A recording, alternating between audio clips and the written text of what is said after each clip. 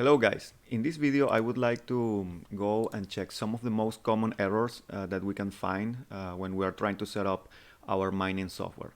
So the first thing is that you might encounter some errors, like for example this one, okay, when you are trying to run the program.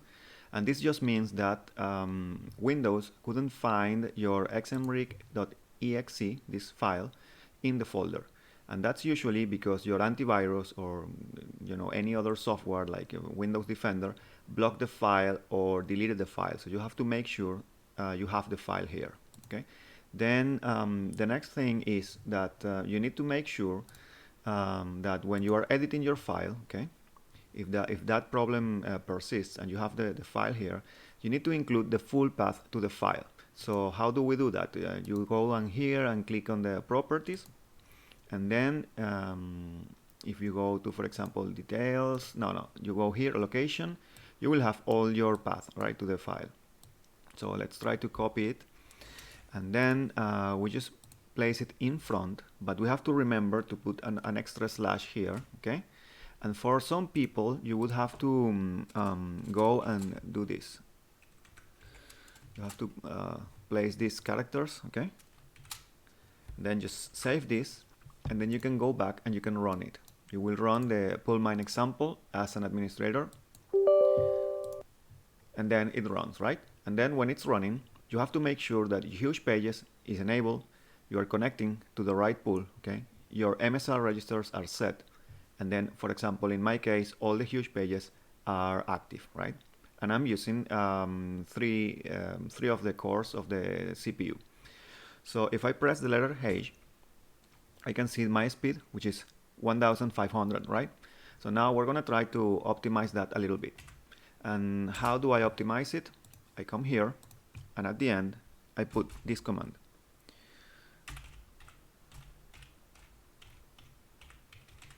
Okay, and then -T, which means threads. I know that my CPU has 8 threads, so I'm going to be testing numbers from, let's say, 4, then I'm going to do 6, then I'm going to do 8.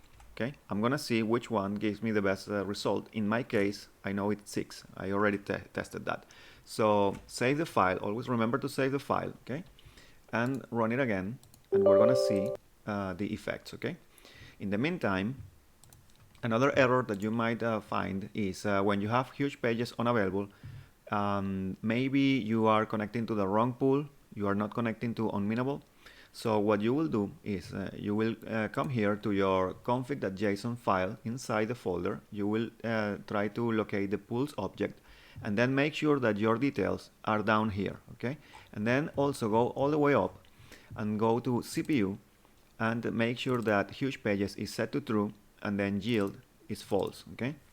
Then from there, you can go to the Discord, and then you can go on the overclocking GPU, and then you can take a look at this article, virtual memory for Windows, and increase your virtual memory. Save everything, restart the computer, and then run the program again. At that time, when you press the letter H, you will see a little increase in your hash rate, okay? In the case of GPU, when we are working with, for example, Phoenix Miner, okay? It's something similar. You have your file, you edit your file, you make sure the full path to the file is there, including your slash. And then in here, what you have to pay attention to is the amount of memory in the graphics card. If the graphics card is 8 gigabytes, remember to use this as like this, ETH and then ETH, okay? If the card is 4 gigabytes, it's ETC and then ETC hash. Okay. Apart from that, you have your coin, your wallet, the name of your worker, and the code to drop the fee. Then you run this as an administrator, and it should work. Okay. If it's not working, then just find me here in the Discord channel, and we'll take a look at that. But after that, just remember to set the appropriate overclocking profile for the graphics card. So just go to Google and to YouTube and put the exact model of your card, and then you find someone that is giving you like the memory frequency and the core frequency, the voltages, all of that.